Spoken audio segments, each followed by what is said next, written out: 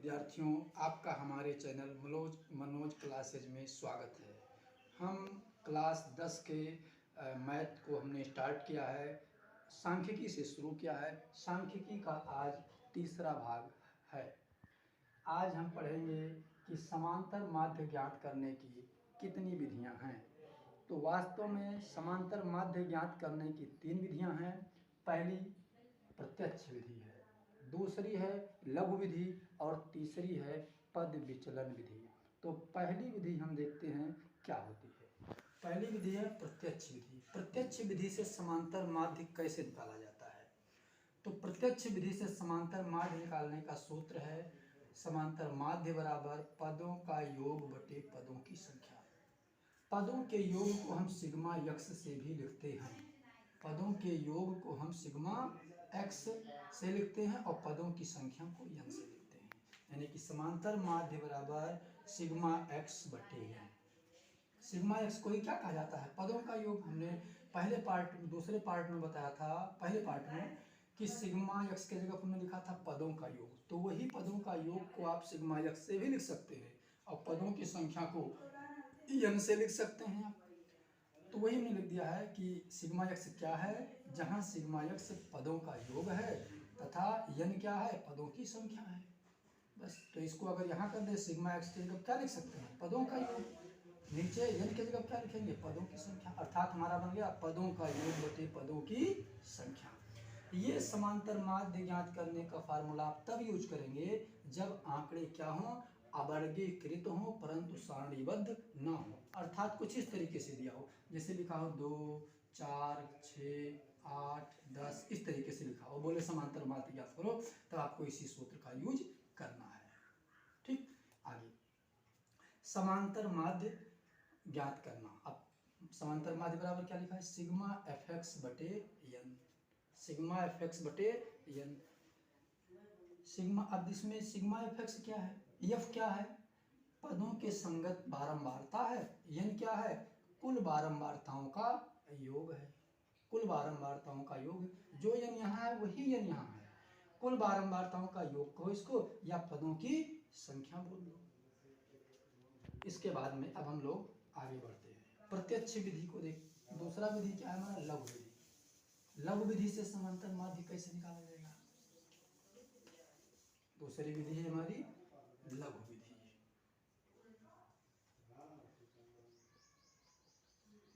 लघु विधि। लघु विधि समांतर माध्य बराबर होता है, समांतर माध्य बराबर होता है a plus sigma F D बटे यन। सिग्मा एफ डी बटे यन। इस सूत्र में समांतर माध्य निकलेगा। कल्पित माध्य, ए को क्या कहते हैं? ए क्या है? ए आपका है कल्पित माध्य। क्या है? कल्पित माध्य। ये आपका है कल्पित माध्य। और यफ क्या है? बारंबारता है। यफ तो आप जानते ही बारंबारता है। डी क्या है? डी है विचलन। डी क्या है? विचलन। और कौन सा डी का मतलब है? एक्स माइनस ए। एक्स माइनस ए। डी को विचलन कहते हैं। विचलन डी, इसको विचलन भी बोलते हैं। विचलन डी, यानी डी बराबर है एक्स माइनस ए होता है। यन क्या है? कुल बारंबारताओं का योग। यन को आप सिग्मा एफ से भी लिख सकते हैं। बस, या इसी को कहते हैं कुल बारंबारताओं का योग। कुल बारंबारताओं का योग यानी बारंबारताओं का योग।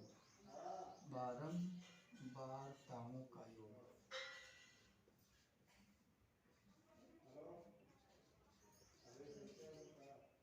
बारंबारताओं का योग। ये हो गया प्रत्यक्ष लघु विधि का सूत्र। समांतर माध्य बराबर कल्पित माध्य प्लस सिग्मा एफ डी बटे यन। ठीक, अगला विधि देखिए। अगली विधि आपका पद विचलन विधि। अगली विधि है पद विचलन विधि। तीसरी विधि आपका पद विचलन विधि।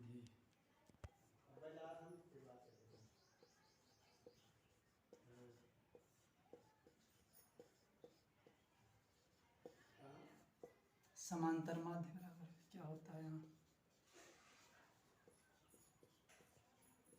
पद विचलन में समांतर माध्य बराबर होता है कल्पित माध्य प्लस सिग्मा एफ यू बटे एन इंटू एच।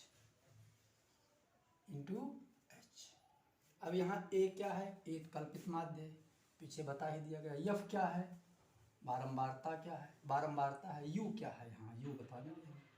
यू क्या है, यहाँ यू का अर्थ है x माइनस ए अपान एच, इसी को यू कहते हैं। यहाँ x पद है, ए कल्पित माध्य है, और एच क्या है, एच को भी लिखते हैं।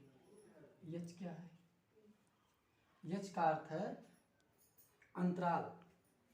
अंतराल, अंतराल का मतलब जब वर्ग अंतराल दिया रहेगा तो कितने कितने का अंतर है, वर्ग अंतराल। एच का मतलब है वर्ग अंतराल, कितने कितने का वर्ग अंतराल है, उसी को एच कहा जाता है, या वर्ग माप। तो ये है वर्ग अंतराल। या इसको ऐसा बोल सकते हैं कि जो डी है, जो डी आया है आपका, वो किस संख्या से पूरा का पूरा डी में ऐसी कौन सी संख्या है जो पूरी संख्याओं को विभाजित करती है ना, वह बड़ी से बड़ी संख्या जो सभी विचलनों को डिवाइड कर दे, उसी को कहा जाता है एच। क्या कहते हैं उसको, एच कहते हैं। तो एच ये हो गया आपका। एच क्या है, वर्ग की माप, मतलब L2 माइनस L1, ऐसा भी लिख सकते हैं, वर्ग का माप। ठीक, फिर आपका क्या है यन, तो यन को आप जानते हैं कुल बारंबारताओं का योग है।